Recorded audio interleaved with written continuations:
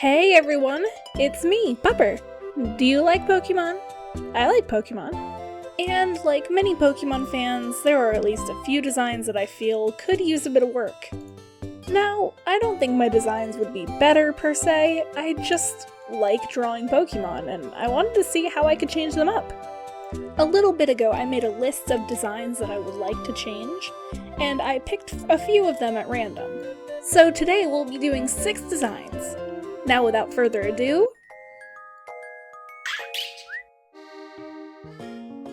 Capsicid was such a silly concept to me originally, but I had a few icks about its design. The eyes look so empty and, well, lifeless. There isn't much definition to the eye, and the lack of highlights adds to that for me. I wanted to add some highlight to the eyes to give a little bit more life to it.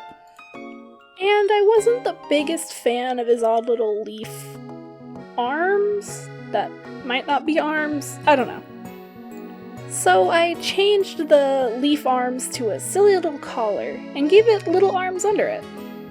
Now, his little flower cap thing gave me hell.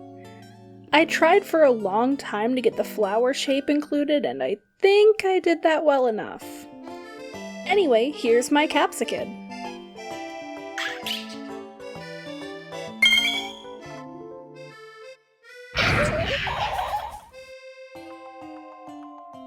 Scovillain as a Pokemon felt a bit like a missed opportunity for me in a lot of separate ways. So I really wanted to emphasize a more monstrous kind of look to it. Something akin to like a dragon or a dinosaur.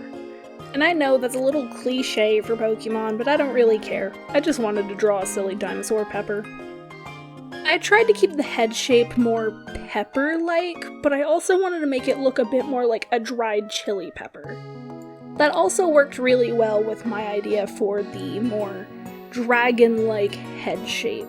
They kind of fit together in a weird way. I made the arms more dinosaur-like and added a sort of tail. I added some claws to the feet and added a couple thorn-like shapes to the legs as well. I continued the trend of making the eyes a bit more alive, like I did with Capsicid, and I changed the color scheme just a bit. I felt like the green pepper was still a bit too close to the original Capsicid colors and felt a bit more juvenile in color. So I wanted to really emphasize that fire type by making it a red and a yellow pepper. But there we have it. Here's my Scovillain.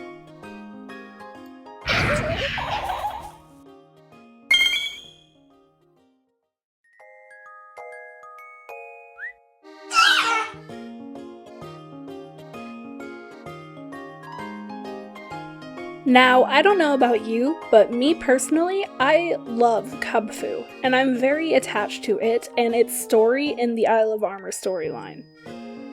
There weren't very many changes that I actively wanted to make, but I wasn't a huge fan of the tuft of fur at the top of its head.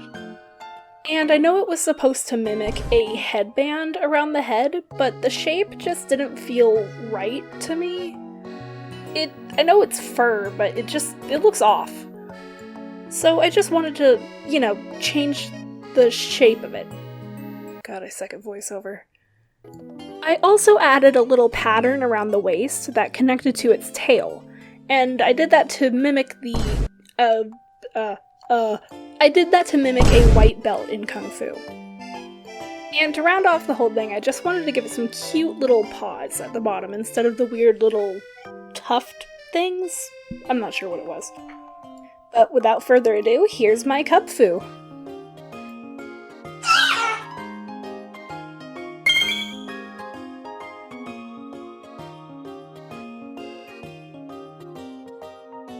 Now, this line is the entire reason I even wanted to make this video in the first place. The Gothita line The Gothita line is super specific to me as a line that I really like conceptually, but I don't like very much in practice. The designs have always felt a bit uncanny to me. I wanted to get rid of the weird little sausage-looking lips and add more emphasis to the Gothic Lolita fashion style. As a baseline, I wanted to at least change the bows on the side of the head to look more like a large bow on top of its head. I also made its eyes bigger and more curious looking, as it's still supposed to be a little baby. I gave it a big, poofy dress with even poofier little sleeves.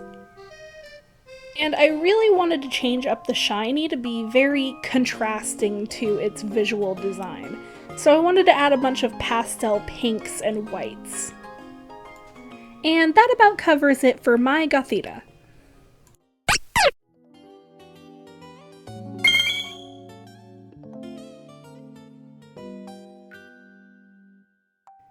For my Gothita design, I wanted to change up the hair and bows a bit. You will notice a theme of the bows and hair changing a lot, as those were some of my biggest issues with the designs. I tried to add some sass to the face and pose, playing up the teenage aspect of the design. I made the dress 2 separate tones to lead into the evolution's multiple layered dress. I also added some puffs by the shoulders that lead into a more puffy sleeve. This one did give me a bit of trouble, but I'm very happy with how it came out. Here's my Gothita!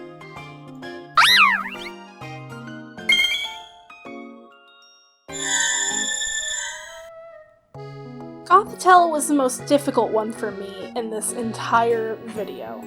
Not only did it take ages to finally solidify a design, it also took over double the time to draw this design than it did to draw any of the others.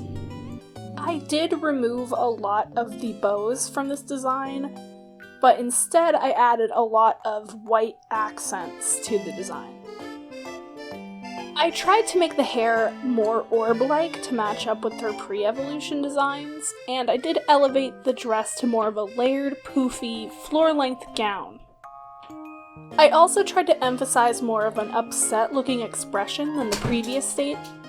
I also tried to emphasize more of an upset-looking expression than the previous stage, playing off of its Pokédex entries. In the end, I'm actually very happy with the design, and I'm glad that I spent the time tweaking the design the way I did. And for your finale, here's my Gothitelle.